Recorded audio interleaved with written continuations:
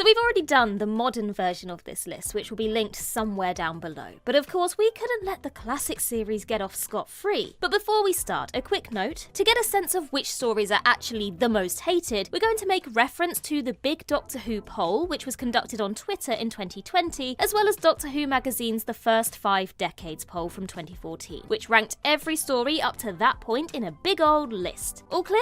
Lovely. Well, I'm Ellie with Who Culture, here with the 10 most hated classic Doctor Who episodes. Number 10, Arc of Infinity.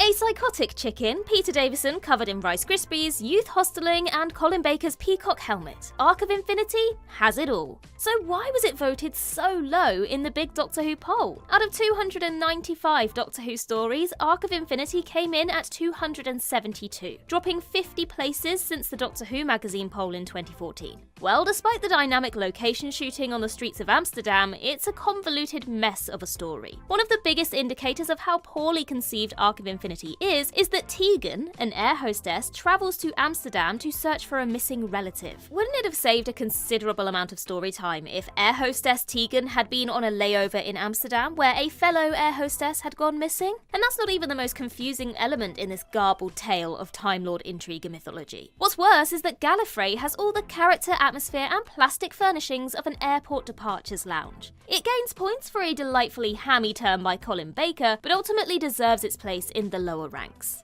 Number 9, The Underwater Menace. Doctor Who's first trip to the lost city of Atlantis is by far its worst. While the DVD of the story was hated by infamous Doctor Who fan and record producer Ian Levine for a rushed reconstruction job on its missing episodes, the problems with it go deeper than a lack of care from BBC Worldwide. Antagonist Professor Zaroff's declaration that "nothing in the world can stop me now" became cultural shorthand in Doctor Who's terrible acting and hammy villains in 90s documentaries about the show. Meanwhile, the dodgy makeup work on the fish people of Atlantis ticks off every single Doctor Who alien cliche: dodgy goggles, stick-on scales, and weird fins poking out of their faces. Furthermore, the Second Doctor's era is still slow to get off the runway, but there's early promise in the performances of Patrick Troughton and Fraser Hines. Despite the DVD being released in 2015, the story didn't see an uptick in appreciation during the 2020 poll. It maintained a similar position of 275 out of 295, compared to its 2014 position of 224 out of 241.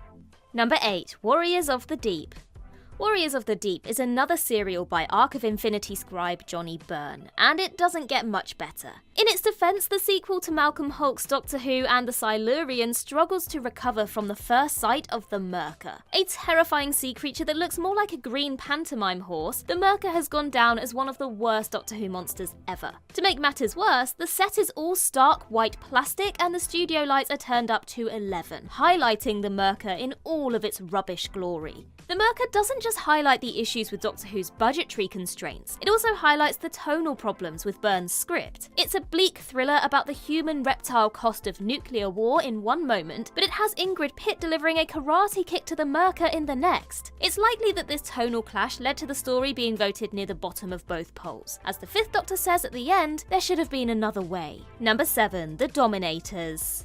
The Dominators is a Patrick Troughton story that steadfastly refuses to be retained in anyone's memories. It's a fairly dull retread of Terry Nation's first Dalek serial, but instead featuring two guys with massive shoulders and their rubbish robot slaves. It's another Doctor Who story that teaches the nation's youth about the need to stand up to fascism, but the aliens in The Dominators aren't anywhere near as engaging as the Thals from the Daleks. Instead, they're useless analogues for the Flower Power generation. For years, there was a myth that The Dominators was Patrick Troughton's favourite Doctor Who story. This apparently emerged from the fact that he requested it be screened at the convention, in which he later suffered a fatal heart attack. But apparently Troughton also once agreed with a fan that the story was dull, and clearly many other fans agree, placing it at 281 out of 295 in the 2020 poll.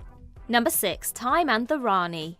Time in the Rani has had something of a renaissance in recent years. It's got some genuinely impressive visual effects for the time, and Kate O'Mara is utterly fabulous as the Rani. However, it also has a lot of needlessly overwritten dialogue, and McCoy hasn't quite found his feet as the Doctor. Older fans hated Time and the Rani because after the show came perilously close to cancellation in the previous season, it seemed that Doctor Who hadn't learned its lesson. The McCoy era would improve considerably, and some of his stories are among the best that the show has ever produced. However, the scars of those fans who saw Time in the Rani on broadcast haven't quite healed, despite how the show's fortunes have improved considerably in recent years. Now that Doctor Who is a smash hit show with a Disney Plus distribution deal, fans can relax a little and enjoy Time in the Rani for what it is, a daft, campy adventure in a quarry, which, if we're honest, is what Doctor Who mostly is.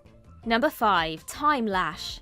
Time Lash is another Colin Baker story that usually resides in the lower rungs of Doctor Who fan appreciation. Despite a brilliantly hammy performance by Blake Seven's Paul Darrow and some great monster design in the form of the Borad, it's a near impenetrable story about time travel and intergalactic politics set on the most beige planet ever committed to screen. It's particularly egregious because it squanders the brilliant story potential of the Doctor meeting H.G. Wells and finding him to be a bit of an idiot. The Seventh Doctor had clearly warmed to the young man, relaxing with a copy of The Time Machine in the opening of the TV movie, but the Sixth Doctor looks like he wants to throttle him. Worse still, the dreaded Time Lash is revealed to be a futuristic-looking climbing wall, adorned with some Christmas tinsel. It's the sort of Doctor Who story that people who don't like the show think happens every week. That said, Colin Baker, Paul Darrow and Nicola Bryant are never less than brilliant, and there are some admirably weird Stephen Moffat-y moments, such as the melting android appearing in episode 1 before he actually gets melted in episode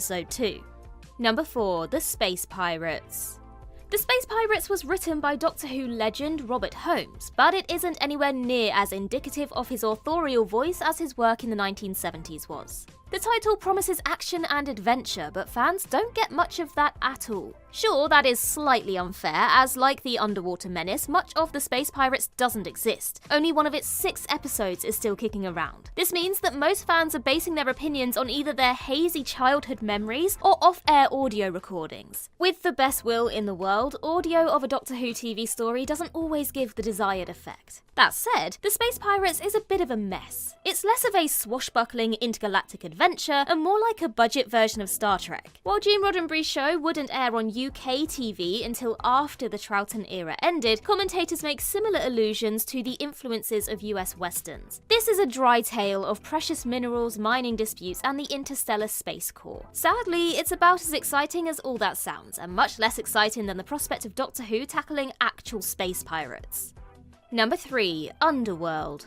A Tom Baker serial? In the lower echelons of a Doctor Who ranking? Some mistake, surely? Well, no. As untouchable as the Fourth Doctor may be, he does have his fair share of ropey stories. Underworld is regularly voted as the worst Fourth Doctor adventure, mostly because it's painfully dull. The story of a race of aliens who have suffered badly at the hands of the Time Lords is a strong hook, but the story never gets going. Also, in the minds of young viewers in the 1970s, nobody was really asking why the Time Lords adopted a non-intervention policy. The major issue with Underworld, however, is the fact that the majority of the serial was shot using colour separation overlay, or CSO. For younger fans, this is essentially green screen chroma key tech. However, rather than being part of a billion-dollar movie franchise, CSO was used as a cost-cutting measure. This led to extensive scenes of the Doctor and Leela walking in front of what was essentially a sheet, which hampered their performances and only added to the dull, lifeless tone of the story. It ranks 288 out of 295 in the 2020 poll.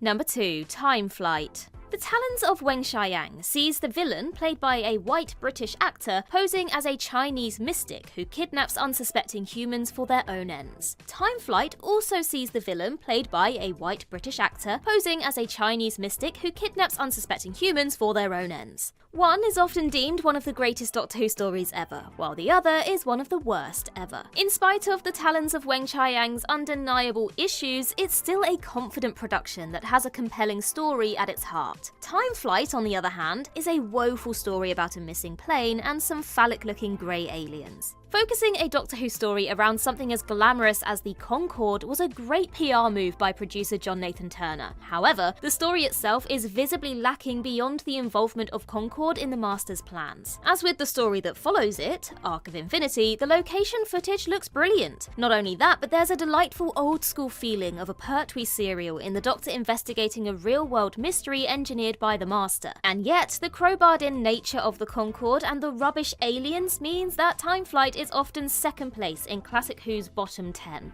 Number 1. The Twin Dilemma. The Caves of Androzani was a tough act to follow, but has there ever been such a notable shift in quality from one Doctor Who episode to the next? Perhaps, but fandom has been gunning for the Twin Dilemma for decades, as the very worst example of the show's inconsistent quality. It was the Twin Dilemma's notoriety as the most hated Doctor Who story that is likely at the root of Colin Baker's well-documented hatred of Poles. But in his defense, he makes some bold acting choices in his portrayal of the Doctor in this story. He's as far away from the laid-back Fifth Doctor as it's possible to get. While some fans felt this was a breath of fresh air for the character, it's the other stuff that lets the Twin Dilemma down. Things like an evil slug and a pair of punchable twins. If ever there's a reason for Doctor Who fans to hate a story, it's because it gives the show's critics an open goal when taking the mick out of their beloved show. The Twin Dilemma sits dead last in both the 2014 and 2020 polls, and you can see why. And that concludes our list. Let us know your thoughts of these episodes in the comments down below, and while you're there, don't forget to like and subscribe and tap that notification bell so you never miss a Who Culture video ever again. Also head over to Twitter, Instagram and TikTok to follow us there. I've been Ellie with Who Culture, and in the words of River Song herself, goodbye, sweeties.